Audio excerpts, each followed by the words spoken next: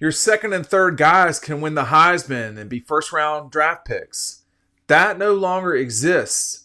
Those guys are now going to other schools. When we were at LSU, guys that were first round picks were just there and waiting. Really good players, superstars. You just had to wait. And just to be clear, I think this is the biggest challenge right now for Kirby Smart and other people in the SEC, but Kirby Smart very specifically. That was Marcus Spears talking about his time at LSU and what's changed now. I mean, we're 20 years since Marcus played LSU. He was of the David Green era. He won a national championship in 2003 at LSU. So I think he scored a touchdown against Oklahoma at the Superdome. But I do remember him coming back the next year, and Georgia really drilled LSU in Athens in 2004. And I got a picture of him and David Green. I'll try to put that on the screen here in a little bit. But his point notwithstanding, his point exactly correct. That is the real challenge right now, and that's the shift in college football. It's not that NIL is ruining things. It's not that there's too much money in the sport. It's not that something about the corporations and all this stuff. It's not that. It's the challenge right now more than anything is the ability for guys to move on. Okay, I think I support them being able to move on, but I think it is got to be within reason. I mean, it to some degree it's gotten out of control, to be honest with you. But but it is what it is. We're at where we're at, and the challenge for Kirby and company is, yeah, I can stack guys in recruiting, but I can no longer keep all of them. That's the problem. So when you're developing, I mean, just Stetson Bennett is the best example of this. Stetson is a guy that here I'm gonna put it on the screen right now. We were all thinner back then. We were all thinner. Well, maybe I might not have been. David and Marcus Spears, I think, were. This is a great shot of the two of them and how LSU had gotten blown out in that game. Absolutely blown out in that game. I don't know why I'm vertical here. I'll just tell you, as a photographer, you're going to want to not be vertical in these situations, but whatever. 45-16. But, you saw Reggie Brown there. You see Reggie on the screen.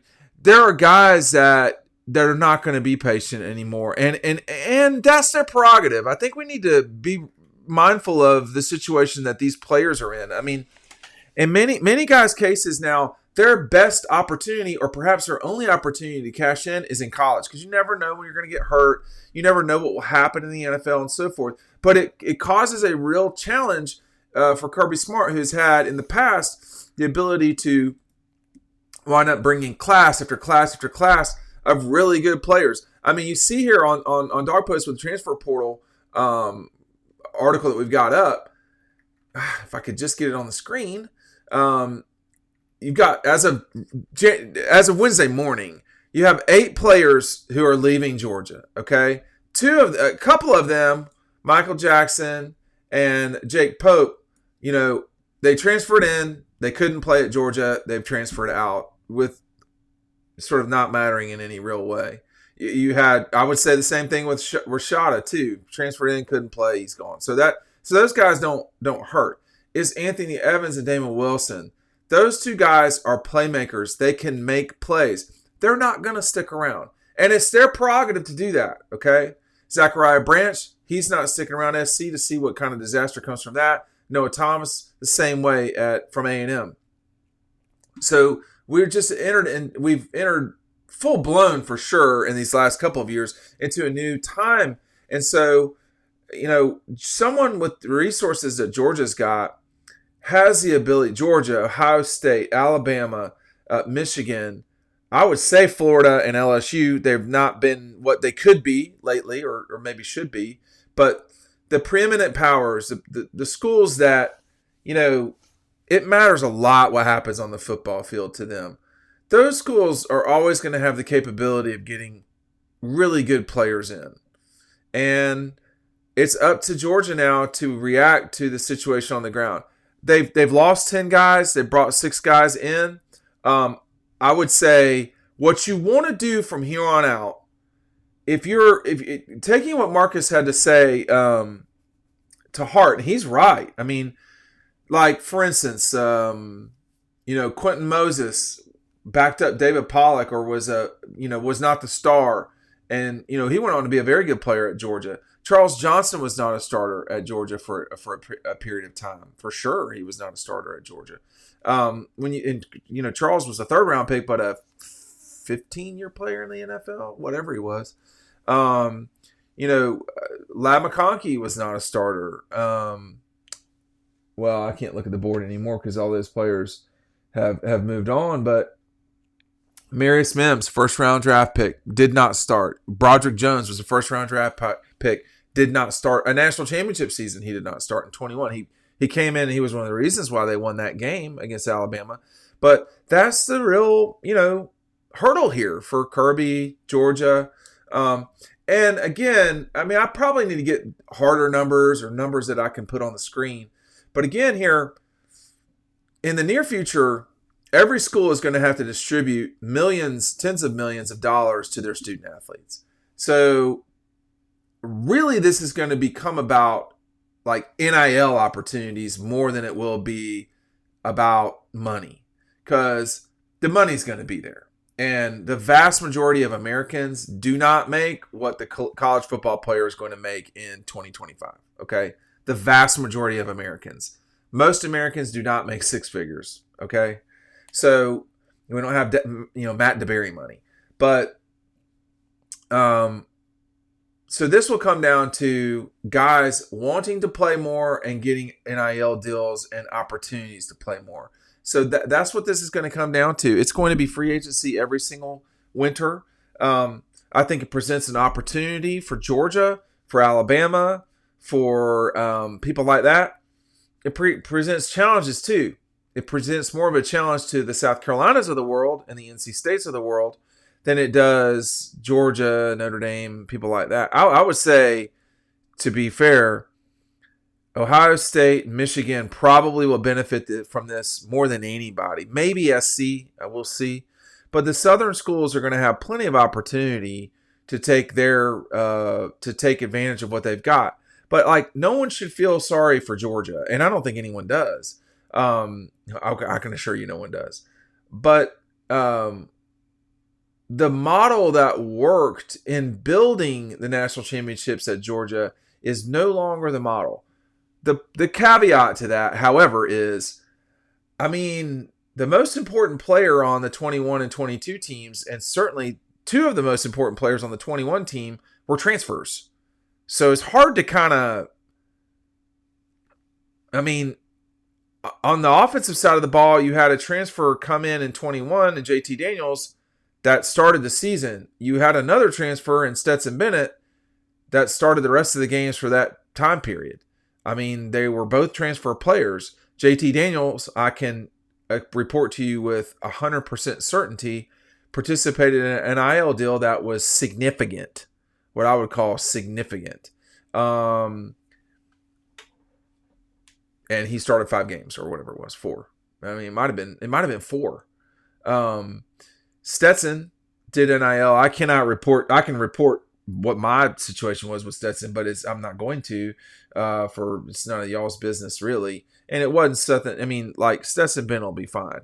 But they both took advantage of the portal. They both took advantage of the NIL situation. And that's just where we're at. You saw Georgia lose A.D. Mitchell to Texas. That was tough. And Georgia's going to have to realize, who does it make the most sense to pay money to of NIL money? And I say Georgia. This is such a convoluted mess in terms of off the field. In the past, you could just cheat. And that was far simpler, I would argue.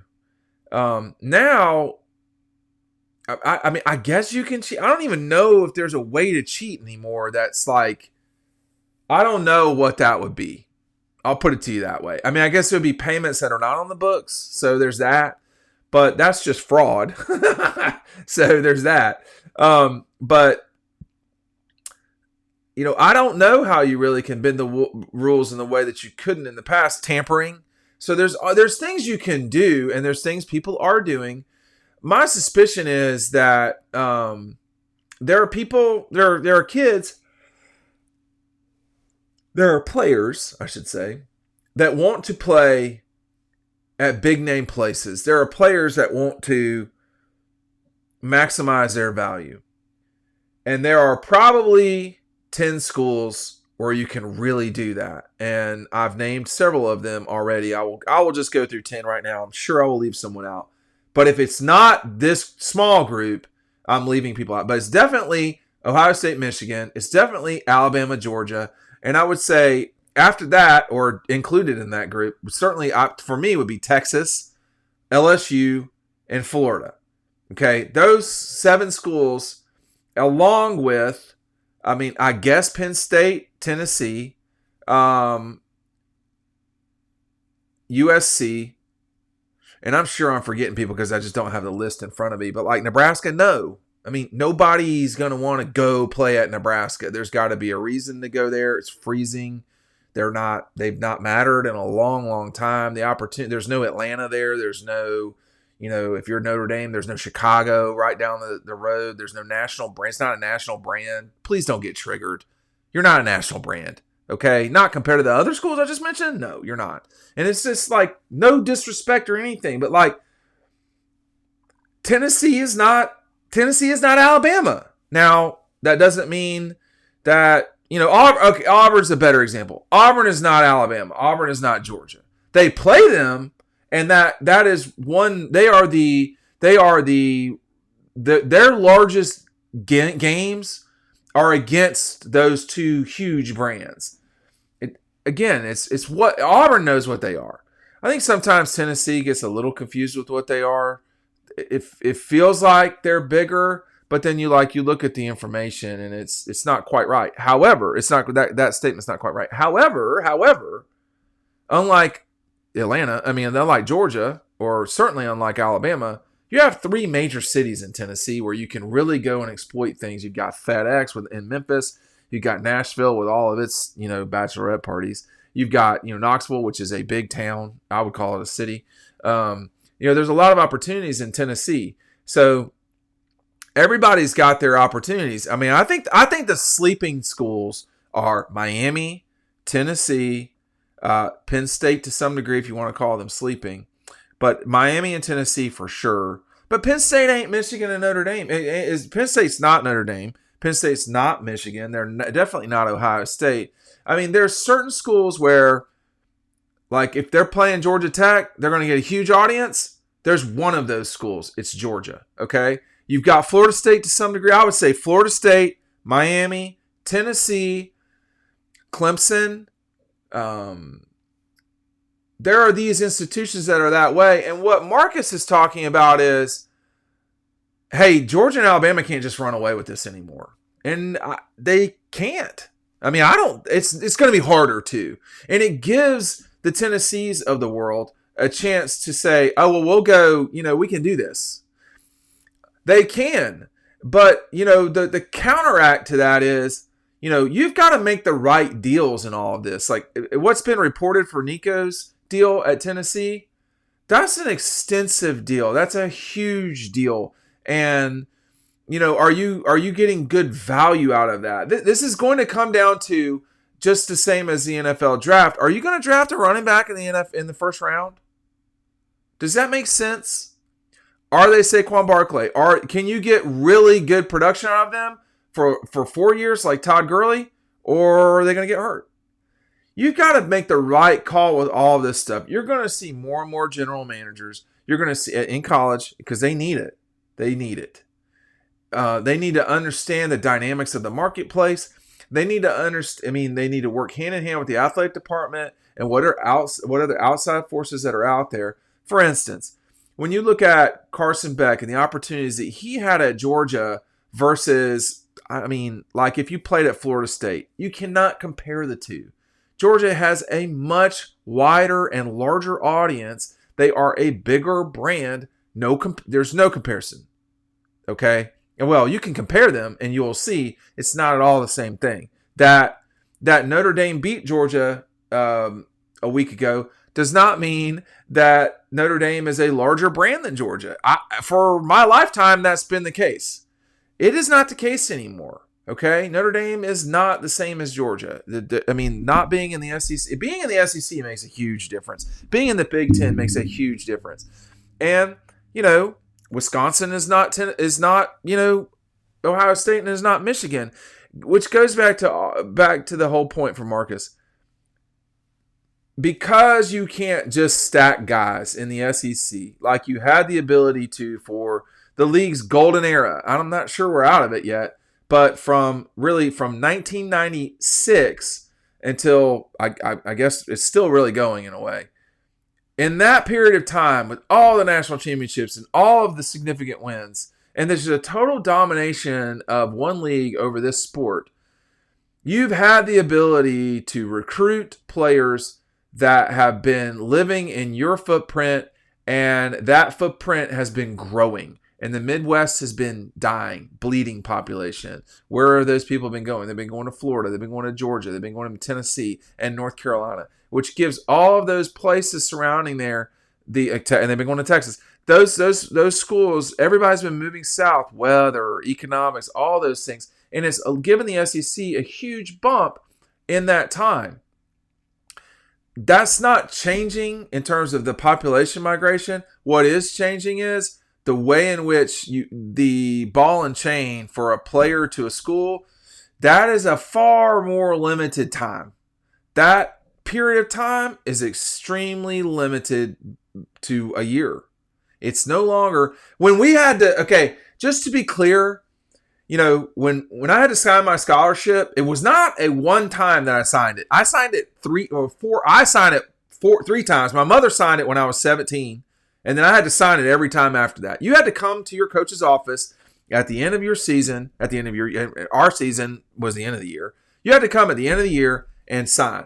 So I went to the athletic department offices. It was a house. And I signed. And that was it. I mean, it was nothing. You weren't even thinking about it. It was just, okay, well, I'll see you in 2 months. And these guys they've been re-signing the 1 year deal because why? They couldn't leave. They couldn't transfer. Where were they going to go? They had to go down a level, or they had to sit out a year. Okay? That's no longer the case, as you well know. And the impediments to guys just checking out are non-existent, I would say. The players have the majority of the leverage. At Georgia, the problem is losing the guys that Marcus Spears is talking about. Is losing the Damon Williams. Damon Wilson. And honestly, is losing guys like Brock Vandegrift and Pop and Xavier Sorey. Guys like that where, Notre Dame's probably not returning a touchdown because you've got more defensive guys on kickoff return. So it's the little things that it's going to be harder to add the little things up now in your favor. Now the little things are probably going to go against you more. And that's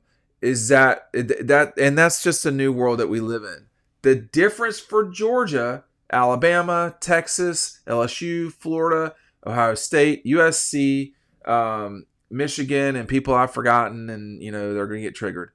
The difference between the sort of top 10 schools and everybody else is those schools have the visibility, exposure, and the capital to have super teams.